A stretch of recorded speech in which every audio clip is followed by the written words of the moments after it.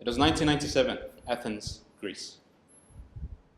If you've ever been to Athens, you'll know in the middle of Athens is a square called Ammonia Square. A strange name considering it's a circle. In this square is the hub of the metro station. Hundreds of thousands of people pass through there every single day. One particular day when I was there, going about my business, about to go onto the metro, there was this little man that came to me.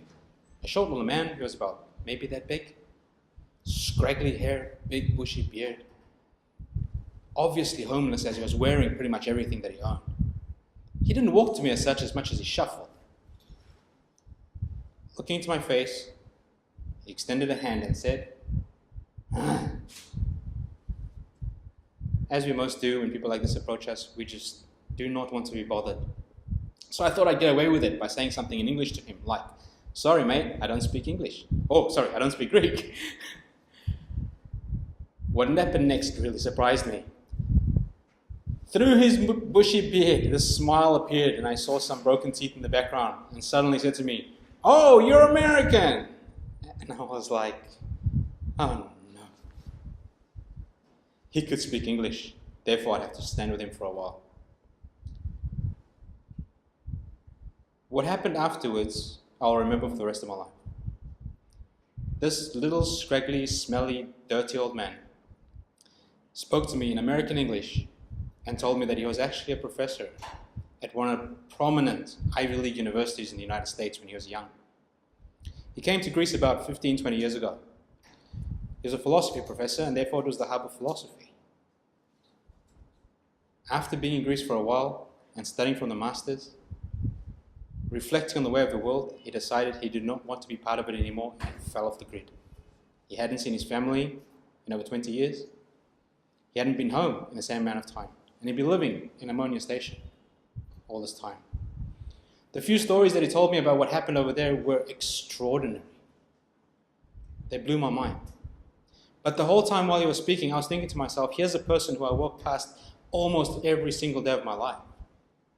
I never gave him any attention, besides, oh, there's that dirty old man again.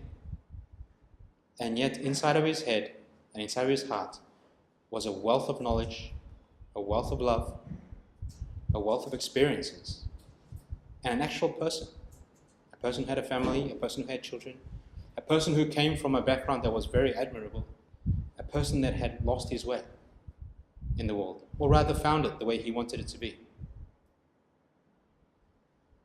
Every single day we walk past thousands and thousands and thousands of people. You get onto the train and these faceless images just go past you. Everybody's so intent on looking at their phones. In London, they used to read books before phones came around. Nobody looked at each other. Nobody even knew each other existed. Yet every one of those faces came from somewhere, had a mom and a dad who loved them, grew up like every single one of us, had friends, went to school, went to classes, did exams, failed exams, had heartaches, pains, laughters. Each one of those faces has a history. Each one of those faces were meant to be on this earth, to share it with us. Yet we don't pay attention.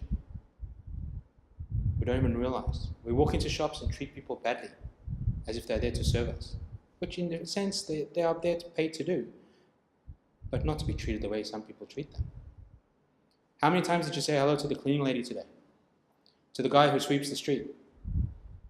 To the people who just happen to be fit into the background, the people who just disappear and camouflage into our environment that we don't even know exist.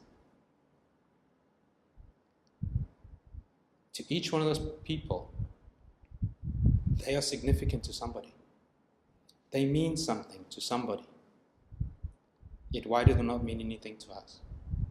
Why do we not give them that credit, that significance, that credibility, that humanity that they deserve? I can promise you, if you had to greet one of those people or two of those people, the auntie that cleans the table in the coffee shop, the man that sweeps the street, the guy who comes and empties the litter in your HDB block, the person who serves you in the shop, greet them and say, how are you? Something a little bit more. Or you know what? That's a lovely dress you're wearing, a lovely shirt you're wearing. I'm so glad to see you again. You put a smile on my face every single day. You would never know how much that means to somebody. I have a friend, his name's Dion Jensen. He helps people with traumatic experiences, people that have seen the most horrendous things in their lives. If you ask him what he does, he says he saves lives, and he certainly does. And how does he do this? He does this by telling people how much he cares. Because that's all we need. That's all anybody needs in this world, is just to know how much somebody else cares about you. Just knowing that you can pick up the phone and there'll be somebody on the other end. Just knowing when you go to work, you're going to see somebody that's going to make their day. It could mean the difference between life and death. So what are you doing daily? What is your job? What is your occupation?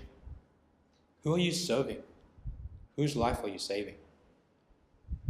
We are put into these little groups of people, little environments, little offices, little cubicles. You don't need to go outside and save the world. You don't need to go to Africa, to the tribes over there. On your doorstep are people that need your help. And I don't mean they need you to feed them and clothe them. They just need you to say hello and acknowledge they exist on this earth. Because if there's an epidemic, tidal wave going over the world right now, it's loneliness. Everybody's so stuck on social media, trying to reach out, trying to let people know, here I am, look what I'm doing, please acknowledge me. In the virtual world, it's not real.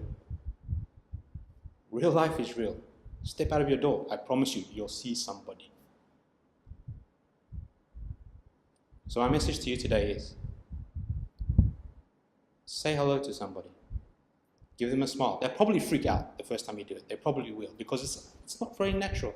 It doesn't happen every single day. Say hello. Say thank you. Say, I really appreciate that. The next time somebody brings you food, and say, thank you very much. This looks wonderful. I appreciate you doing that for me. Be sincere. Treat somebody as if they were your mother, your sister, your brother, your cousin, your father, your grandmother even, your grandfather. Because to somebody else, that's who they are. Do they not deserve that respect? Do you not deserve that respect? But friends, you have to give it to receive it. It'll never happen if you don't give it. So, my business message for you today is this.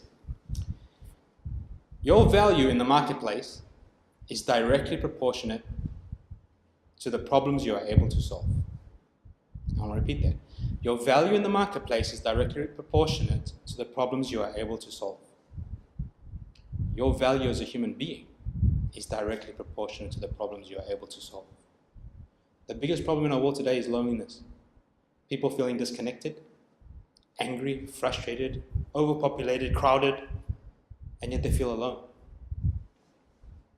Increase your value in the business place. Become a professional problem solver. That's our job. That's all we're here to do. If you're a parent, your problem is what? Raising your kids properly. If you're husband, wife, or spouse, significant other, your problem is what? Being the best in that role that you can be in order to serve the other person. If you're in business, your problem is to solve business problems. That's your role. That's what they hired you for. You can't solve their problems. They don't need you. They can fire you. Your problem as a human being is connecting with other people. So for those of you who are from a spiritual background, you should know this more than anybody. What's the most important commandment? They asked Jesus. Love the Lord your God with all your heart and all your mind and all your soul. What's the second most important commandment? Love your neighbor as you love yourself. So, if the problem you have is not being able to love your neighbor as you love yourself because you do not love yourself, I suggest you speak to my friend Dion Jensen. He'll be more than happy to teach you to make peace with the mirror. We'll be back at another time. And I hope by that time you might have progressed a little bit. If you just say hello, thank you, I appreciate that, smile at one person a day, I promise you, to one person you've made the difference. If you did it to me, you would have made the difference in my life, I promise you that. Thank you very much for your time.